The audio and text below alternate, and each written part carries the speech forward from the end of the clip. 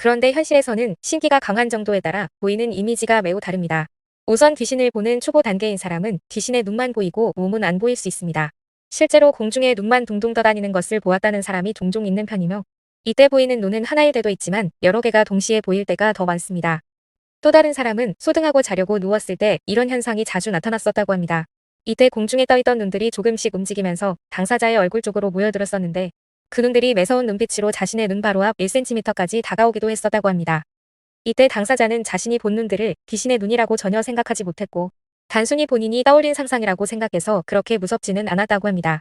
이런 영적 현상들은 신기가 강한 사람에게 아무 때나 다양하게 나타날 수도 있는데 보이는 이미지가 무엇인지에 상관없이 대수롭지 않게 생각하는 것이 좋습니다. 이런 현상이 있을 때 무서워하거나 과도하게 신경 쓰는 것은 더 좋지 않습니다. 귀신의 눈만 보이는 현상은 눈을 감았을 때 방해가 없어서 더 선명하게 볼 수 있지만 사람에 따라서는 눈을 뜬 상태에서도 분명히 구분할 수 있을 정도로 보이기도 합니다. 참고로 이렇게 보이는 귀신의 눈만으로도 그 귀신의 감정이나 성별을 알 수 있습니다. 두 번째 단계는 귀신의 얼굴이 무채색 느낌으로 눈, 코, 입을 분별할 정도로 보이고 몸의 형체도 선명하게 보이지는 않으나 실루엣 정도는 구분할 정도로 보입니다.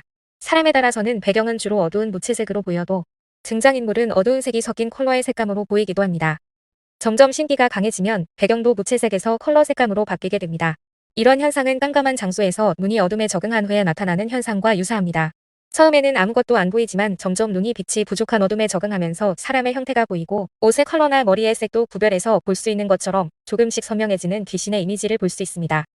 참고로 앞에 두 단계에서 보이는 귀신의 이미지 대부분이 자주 보이는 것도 아니고 평소에 종종 상상했던 이미지와 유사해서 딱히 귀신이라고 구분짓기도 어렵습니다.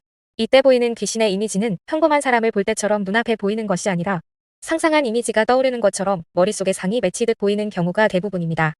또한 이미지가 느낌상 1초도 안 되는 짧은 순간에 떠오르는 때도 많아서 귀신에 관해 잘 모르는 사람은 아무리 귀신이 자주 보이더라도 이런 이미지를 단순히 자신의 상상이나 쓸데없는 공상이라고 여기게 됩니다.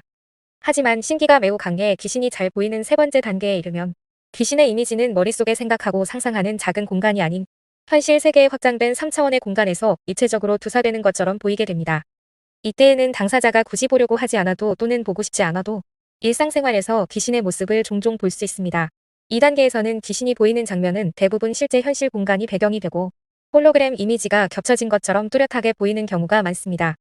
참고로 이때 보이는 귀신은 분명 사람의 모습이지만 현실에서의 사람은 분명 아닌 듯한 이미지로 보입니다.